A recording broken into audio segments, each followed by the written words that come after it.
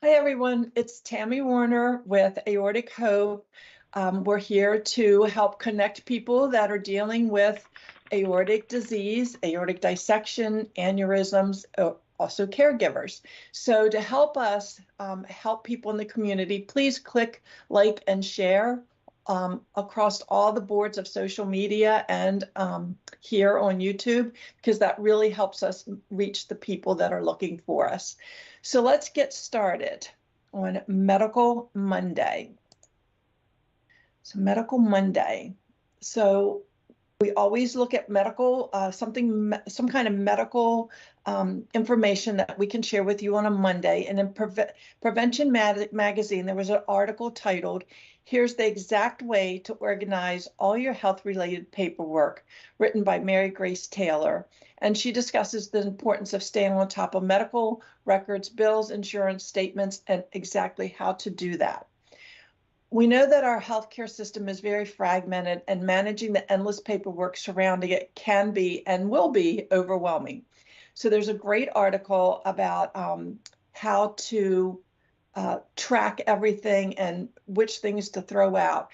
And basically what it says is, and I'm going to go back up to the top here, basically what it says is that you want to keep your insurance statements for at least 3 years and your bills for at least 3 years. I would say that I do that. I keep all of my paid bills for about 3 years, and they're all organized. It took me a long time to do that. But the things that you want to keep indefinitely would be any kind of doctor's visits, any kind of summary notes that you would receive, reports from any of your scans, any tests that you have, your pharmacy printout of your current medications, any hospital discharge summaries that you have that you can refer back to them. And all of this information, you have to decide whether you want to keep it digitally or you want to keep it on paper. Most of mine is saved in my patient portal. So I don't, like when I leave my doctor's office and they give me the summary, my summary always includes a list of my current medications. If anything has changed, I rip that off and put it on my refrigerator. And sometimes if nothing has changed, I rip it off and cut it out and put it in my purse so that I can have it at my appointments when they ask me about all the medications.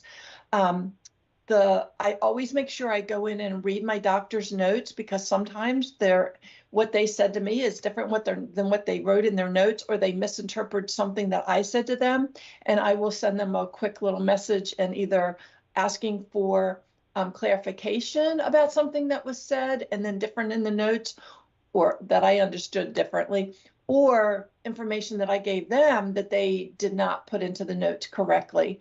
All my scans and reports are always in my patient portal, but you definitely want to keep those. And then those hospital discharges, they're all of mine are also digital, so I keep them all on there. But my best advice, and what they said in the article also, was to just do one huge, big organization and then keep up with it.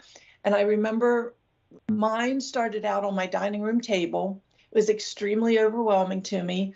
I go to University of Maryland, the medical system with University of Maryland, and I had all these bills from University of Maryland, and they didn't make sense till I understood that absolutely everything had a separate number, like ID on it. So like any kind of pharmacy I had a separate bill. Any kind of I don't know, CT scan had a separate bill. So I made a folder for each one of those account numbers, and I keep that all separate now. I also found, and you may find this too, is very often my copay is $10. I'll pay my $10 and then I'll get a $10 bill in the mail. So then I have to make a copy of my receipt and send it in, and usually that solves the issue. But I don't know why they try to bill you when you've already paid your $10. I don't know how it gets lost. I don't know if somebody explained to me one time that when you come in, that bill, it gets automatically sent to you when you arrive, and they don't know that you've paid it. So there's some kind of glitch there that makes me crazy. And it is really hard to keep up with it. I actually had my sister help me. I'm like 4 years in for dissection and 5 years in for breast cancer. And it was crazy. So my sister, she helped me with that one big organization. We went and bought all kinds of manila folders, and we labeled everything. And I bought a plastic bin. And the only thing in that bin are my medical, anything medical. Like I printed out when I had some genetic testing, I did print that out because I'm so scared for some things that I would lose that's digital. So anything that you think is really, really important and you don't want to lose it and you don't trust the medical digital system, go ahead and print it out and put it on there. So that's all my advice for your medical records. I know it can be overwhelming, and ask for help. Make phone calls. There's more than once I've haven't paid a bill that I was sure was paid, and then to find out I hadn't paid it. It can become very, very confusing. So best of luck to you. We're all in this together. We're always here if you want some advice. I do know that in that article, I think there were 3 different links that they provided that could help you with your with the organization of your medical records. So there you are. So we're on to Topic Tuesday. So this Topic Tuesday was all about the elephant trunk procedure. I have not had this done, but I have heard a lot of talk about this in the community. I've heard some doctors talk about it. An elephant trunk procedure is where a tubular graft material is inserted during an ascending aortic and arch repair to facilitate future treatment of distal aortic aneurysm. This surgical approach has improved the results and outcomes of complex replacement of the ascending aorta, aortic arch, and distal aorta, and has resulted in better survival than those of traditional approaches. So this has been around for a couple of years now, but is fairly new. And I don't think like every hospital does this. You would definitely want to be at an aortic center or an aortic clinic for this.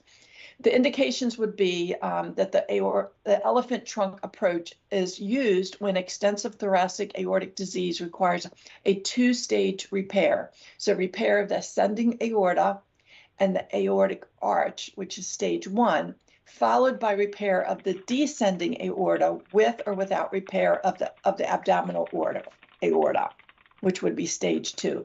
The procedure is indicated for aortic aneurysms due to arteriosclerosis, post-dissection, inflammation, and less frequently even for dissections. So they're using it for several different reasons.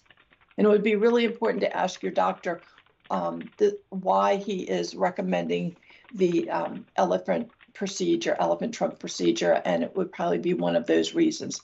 So during the stage 1, the surgeon sutures a folded end of the tubular graft to the aortic arch, distal to the great vessels. The proximal portion of the graft is then retracted into the aortic arch and sutured proximally. The distal portion of the graft, the free end, remains draped in the descending thoracic aorta for the 2nd stage surgery to repair the descending thoracic aorta. So this is the ascending, and this is the descending. Stage 2, in planning for stage 2, adequate recovery time is balanced with the risk of the descending thoracic aortic rupture. In this stage, the descending aorta is replaced with a graft that incorporates the elephant trunk. So there's where you get the name right there. Similar to other complex aortic surgeries, the elephant trunk procedure is associated with the risk of graft occlusion, graft kinking, neurologic dysfunction, including stroke, encephalopathy, spinal cord injury. I don't know what that word is. Metastenitis, sounds like some type of infection, kidney dysfunction, and the need for a tracheostomy, bleeding, and death. All those things that they make. they sign you off on. I think that word is mediastinitis. Mediastinitis. Oh, I see the media now. I was trying to break it up into smaller. Mediastinitis. This is all for what we have today. We hope you have found this brief overview. We have found this brief overview of the elephant trunk procedure to be educational. So, and this is submitted by Duke, and we thank Duke for all the help he's been giving us with this. Okay, Therapeutic Thursday. We move on. So this is a topic I was interested in. I actually sent this article in to be put on the blog. But have you ever wondered why friendships are so important for health and well-being? Today we are discussing an article with that very title written by Mura Lawler, and she explains the 9 ways friendships are more than just about having a good time together. So what does the science say about why strong social ties are good for health and well-being? And here's what we know, says Lawler. So she lists 9 things here. And number 1, friendships promote a sense of belonging, people that need people, obviously. And it's always nice to be with other people who have had similar experiences to you, because you want to hear what their experience has been compared to yours. And you want to know that you're not that out of the ordinary, or that your feelings are not that strange, and that you're normal. Number 2, friends can help boost self-esteem. That makes a lot of sense to me. Number 3, strong social connections help offset stressors in your life. Just being able to tell somebody your stressors, you don't always need them to fix the problems, but having somebody listen to the stress in your life is somehow very therapeutic. Friendships may help protect cognitive health. And that makes sense too. I mean, I think last night I was at a dinner party, and I just think about some of the conversations that I had last night with people. And, you know, somebody might have an opinion that makes you think about something in a different way. So that's all cognitive health, or just even developing your own opinion from listening to everybody. Friends help us cope with grief of all kinds. Life is full of the ups and downs, so it's great to share all of that with somebody. Friends can encourage healthy behaviors, I know, or unhealthy behaviors, but I know I have a group of friends that are very much into like clean eating and yoga, and I like to spend some time around them because those are things that I'm interested in. Staying socially connected to others may lower the risk of long-term health problems. Strong relationships may help us live longer. And healthy friendships tend to make us happier. So all of that makes sense. And I would have said I understood all of this even before I've dealt with any health crisis or ongoing health issues. And there was a time right after my breast cancer, and right after, you know, I felt like I was in the recovery stage of aortic dissection and the disease, you know, that I now have, that I couldn't even talk about my friendships, because I would just start welling up and couldn't even speak, because I knew how important those people had been to me. And one of the biggest things I realized is they didn't even have to have answers, or like they didn't even have to talk to promote a better well-being, because sometimes just them being there. I remember one friend, after I came home from my dissection, and I was just so exhausted, but I was still so scared, and she just sat with me. I remember her just sitting on the side of the bed holding my hand, and we had been talking, and then she just sat there and she said, I'm just gonna sit here for a little while. I want you to close your eyes. And like, I felt comfortable enough to do that with her. I didn't feel like I had to entertain her. And don't even get me started on my caregivers, because I still kind of well up on them. But yes, friendships are very, very important, whether you're going just through life or you're going through the bumps of life. So reach out. I know when I found out I had breast cancer and I was going to have a double mastectomy, I realized right away to only surround myself with positive people. I got a couple of people who were like, I almost felt like they were writing my obituary because they wanted to reminisce about everything we did and they were so sad for me. And I just kind of said, oh, thank you. But I ended up having a ta-ta to the Tatas party. And I planned it very strategically because I was having my surgery on a Friday.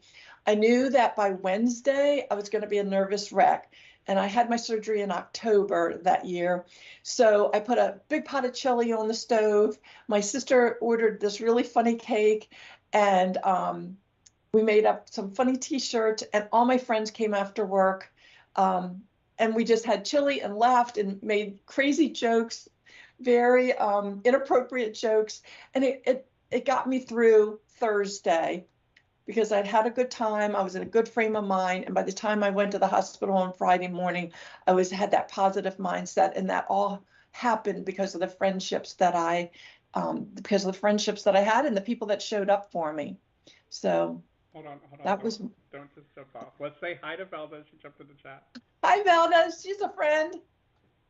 I appreciate you, Velda. You made me laugh out loud with ta-ta to the Tatas. Yes. Ta-ta to the Tatas party. Is that a thing? Did you guys I'd never been to one, but I tried to figure out how I was going to get through that week and not let my mind go so crazy and down the rabbit hole.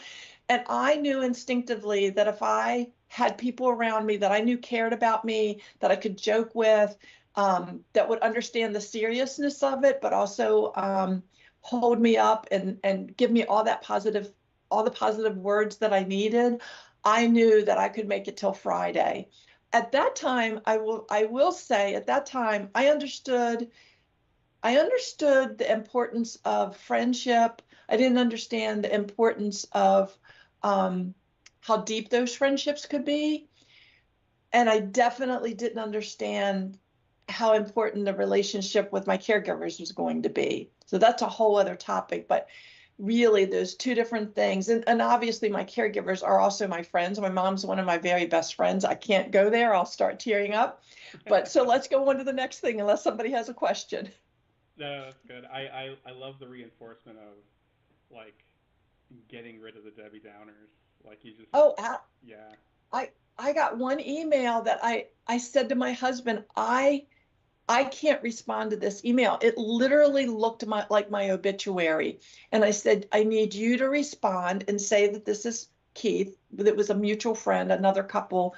And I said, I need you to respond, be very, very kind, thank them, but in no way don't make any indication that I will be corresponding with them. Like, don't say, Tammy will give you an update later or whatever, because my brain can't go there. I can't let that get in. And I was very protective that way. And to this day, if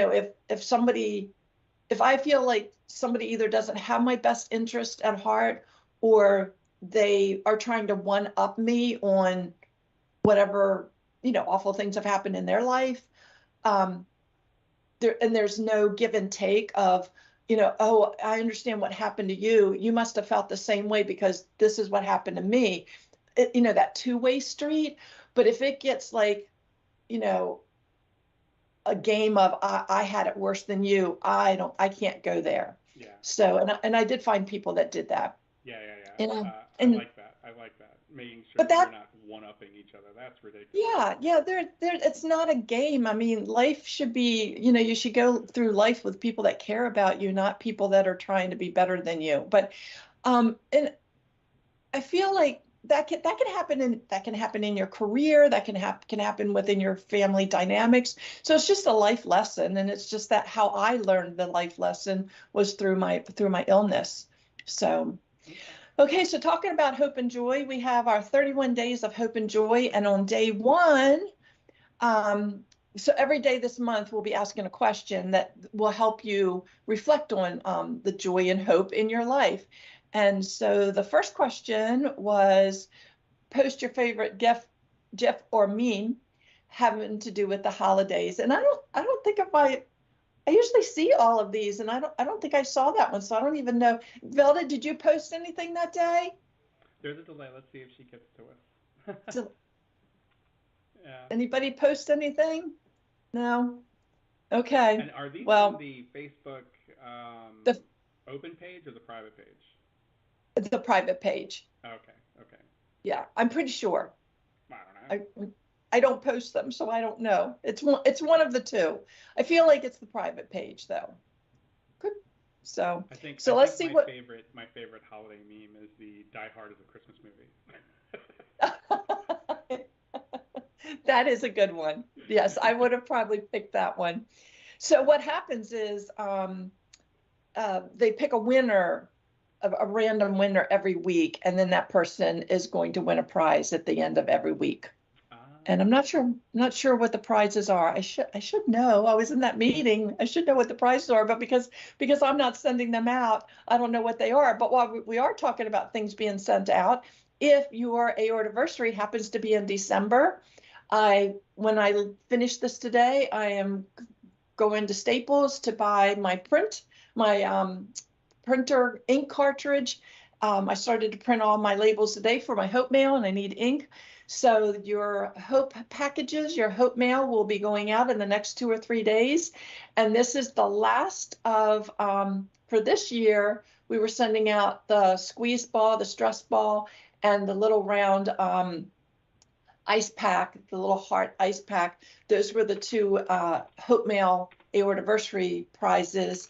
And starting next month, we have something new. I even have my list of. So it's a coloring book, coloring pencils, lip balm, and It's a sticker, like a calming sticker, so that you can like trace. There's like 5 different options, and I randomly will be putting them in there. But yeah, so I'm really looking for it. I hope the community really likes the Hope Mail for the next year. So if you are a December aortiversary, be looking for yours in the mail soon. Hold on. And public service announcement, if you have changed your address, please send an email to info@aortichope.org and just let us know you have a new address for your Hope Mail. Yes. I'll be sending everybody, out an please. automated message, I guess tonight, because I told Karen I would take care of that today. Yes. Please respond, because guys, it cost us about $5, not counting what is in your package. It cost us between $4.95 and $5.15 to mail these out, what we're mailing out this year. And even if we get 5 of those back, that's $30 that, of money that just we have to eat. Didn't serve the community at all. So please, and also, can I, as the one who looks at the addresses, please put your last name, so I don't have to figure out. Sometimes I can figure out the last name from the email address, but if your email address is Happy Mama, I have no idea what your last name is. And please also give me your zip code, and please also give me the state, because I don't know, it might be Berlin. I don't know if it's Berlin, Maryland. I've been surprised at how many like very common towns and cities are in several states. You can't just assume where they are. So please, please, please, I love sending them out. I love writing the messages to you, but please make sure that they are in the that the address is correct. So my husband is making funny faces. He just walked up and he's outside. Yes, I'm one alive. Go away. Okay. Velda says she didn't post anything for the December one, and she thinks that they're in the private forum. I was just asking. Okay, thank you. Thank you, Velda. Thank you.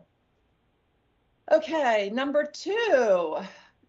And for Hope and Joy, the question was, which family members give you a joy or make you hopeful? Well, anybody who has watched me on here will know that my 5 grandchildren are what gives me the most hope and joy. And yes, so we have lots of fun coming up. This coming Friday, no, not this weekend. The next weekend, I'm taking my granddaughter to a cookie party that actually, the cookie party that I'm taking her to, I started taking my daughter to this cookie party. My friend had a daughter the same age as when my daughter was born. At the age of 2, she started this cookie party. Our girls are now 38, and now we're still having the cookie party at her house, but now we're bringing our granddaughters. And so that's really, really special. And so then the next day we're having a cookie party at my daughter's house and a lot of Christmas fun. So lots of fun coming up with my grandchildren. Velda, I know that that's probably going to be your answer too. She did. Your she grandchildren. Said, my 4 grandkids as Bella, of course. I knew it. I could have guessed that one. So, okay. So let's see what day 3 was. The question, what smell brings you joy? Okay, well. Interesting. I want to go back to this cookie party because the smell of fresh baked chocolate chip cookies is probably the thing that may like you said cookie and you said it so many times. I was like, is this a cooking or cookie?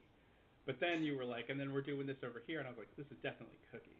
So is this like a potluck cookie thing? Okay, so there were 2 different, yes. So this cookie party, everybody brings, I can't remember, I think it's 3 dozen cookies. So, and then everybody takes, you don't take your own, but you go around and you take 3 of what everybody else made. And you go home with 3 dozen of a different cookie. Oh, wow. So, okay. But what's really neat about this is, so I've told you before, I grew up in a small town called Havre de Grace in Maryland. And so all the girls there's like 4 or 5 girls that I went to school with, and we all had daughters within like 3 months of each other. So when they were like all between like 18 and 2 years old, one of our friends decided to have a cookie party. And so the moms got together with the cookie, and then each child, that first year, I think we exchanged hair ribbons for the girls. And then it was like Polly Pockets. And then it got to be jewelry and those kinds of things. So then we were laughing because we were like, okay, well, when they get into be their 20s, we're going to have to be exchanging negligees for their wedding night or something. but so it's been a really fun thing. And talk about friendship. I mean, these are girls that I've been with, friends that I grew up with, and now my grandchildren know their grandchildren. So generational friends. Okay. Hold on. Velda says turkey cooking and Christmas trees are smells. Oh, turkey cooking is a good one. We can remember walking into my grandmother's house smelling that turkey cooking, and she always made a turkey on Thanksgiving and Christmas, obviously, but my grandmother, it never failed that the first cold weekend in the fall, we would get a phone call that she was cooking a turkey that Sunday, and we were all expected to be there. So yeah, those are some memories for me too, Velda. Absolutely. I would probably have to say mine would probably be food. I grew up in an Italian family, so a lot of the food smells bring back, like even my parents always had Lambrusco wine, which is a very deep, I don't even know how to explain the flavor, but you can smell Lambrusco when it's being poured. It has a very deep flavor and so that smell brings me back to my childhood. So, because yes, my parents did let me have some wine when it was, in an Italian family. That's fine. At the end of the meal, you had some wine. So, okay, so that's the smells that bring you joy. Seems like food. So all 3 of us talked about food. So before we end, though, I do want to remind everybody that tomorrow at 5 o'clock on Tuesday, 5 p.m. Eastern Standard Time, there will be, I guess it's on YouTube, right? Oh, yeah, Josh? Yeah, okay. Athletes, we're interviewing. Yes, Aortic Hope and Aortic Athletes with Carmen David and Jack Crow, and they're going to be talking about blood pressure and exercise. So even if you don't consider yourself this athlete, if you walk to your mailbox every day, if you're walking up and down steps, if you check your blood pressure, this is a great YouTube for you to participate in, and you would be able to ask questions live during that time. And then Josh will share your questions and hopefully get some answers. But yeah, you always can learn something new from other people in the community. So jump on 5 o'clock tomorrow night. When we finish this, please make sure that you like and share this so that our community can find it, and be on a lookout for all those Hope and Joy every day this month. And I hope you're a winner. So, okay, guys, I'm going to head to Staples and get what I need to send out that Hope mail. Start typing away and writing my notes. So goodbye, everybody. Merry Christmas. Happy holidays.